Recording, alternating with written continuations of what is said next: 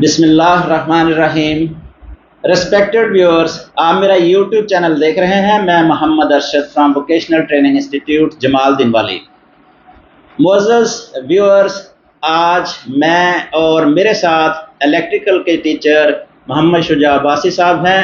ہم بھوٹاوان vocational training institute کے بچوں کا استحقاق سرٹیفکیٹ سائن کروانے کے لیے آئے ہیں۔ جناب سینئر انگلش ٹیچر فدا حسین صاحب، جو کہ گورنمنٹ ہائی اسکول بھوٹاوان میں اپنی ڈیوٹی سر انجام دے رہے ہیں، اور ادھر آ کے ہمیں پتہ چلا یہ تو وہی شہر ہے جہاں سے سسی کا تعلق تھا۔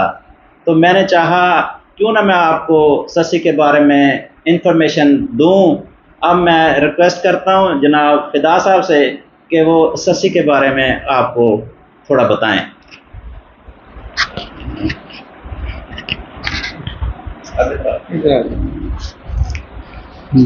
بہت شکریہ ارشد صاحب، میری خوش نصیبی کہ آپ اس شہر میں تشریف لائے ہیں۔ عرض یہ ہے کہ آپ نے سسی کے بارے میں پوچھا ہے، تو جو باتیں ہم نے اپنے بڑوں یعنی آبا و اجداد سے سنی ہیں وہ یہی ہے کہ سسی جو تھی وہ ایک ہندو خاندان سے تعلق رکھتی تھی، اور جب وہ پیدا ہوئی تو اس کے والد کو جو یہاں کے مقامی پنڈت تھے، تو انہوں نے اپنے علم کے ذریعے حساب نکالا اور یہ کہا کہ جی یہ جب سسی بڑی ہوگی تو اس کی شادی کسی مسلمان سے ہوگی۔ تو انہوں نے یہ بات میں آپ کو بتا رہا ہوں تقریباً کوئی سن 1300-1400 کے عرصے کی بات ہے، عیسوی کی بات ہے۔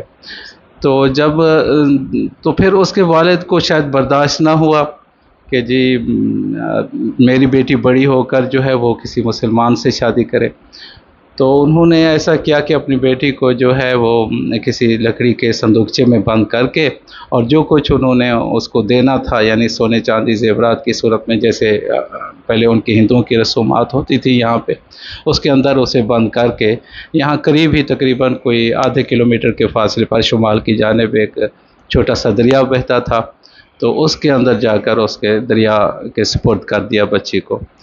تو کتابوں میں تھوڑے سا ملا ہے، پڑھنے کو ملا ہے کہ وہ تیرتی ہوئی وہ صندوقچہ جس میں سسی تھی، وہ چھوٹی سی بچی، تو تیرتی ہوئی سندھ کے شہر بمبھور میں ایک دھوبی کھڑا تھا، تو وہاں جا کر اس دھوبی کو یہ صندوقچہ اس دریا سے ملا، اور وہ دریا اس صندوقچے کو وہ لے کر وہ اپنے گھر میں گیا، اس کو کھولا تو اس کے اندر وہ بچی تھی۔ اس دھوبی نے وہ بمبھور میں وہ سسی کی پرورش کی، بڑی ہوئی۔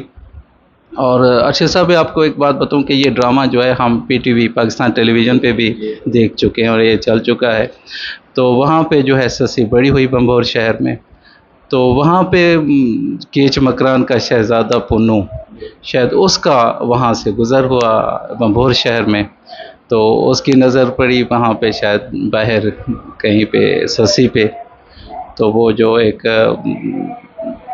عشق ہوتا ہے، جو کہ ہم تو یہی سمجھتے ہیں کہ مقدس جذبات ہوتے ہیں انسان کے، تو ان دونوں کی ملاقات ہوئی، تو وہ سسی اور پنو ایک ہو گئے، اور وہیں پہ صحرا کے اندر ہی وہ ایک دوسرے کی تلاش میں وہیں پہ سسی وہ شاید آندھی کا طوفان چلا، اور وہیں پہ دب گئی، وہیں پہ دفن ہو گئی، اور اس کے کچھ آثار تھے، کپڑے وغیرہ نکلے ہوئے تھے جو پی ٹی وی پہ ہم نے پھر دیکھا، تو وہیں پہ پنو وہ بھی بیٹھ گیا، اور اس نے اللہ تعالیٰ سے دعا کی کہ اللہ مجھے بھی اس سسی کے ساتھ ہی یہاں پہ دفن کر دے۔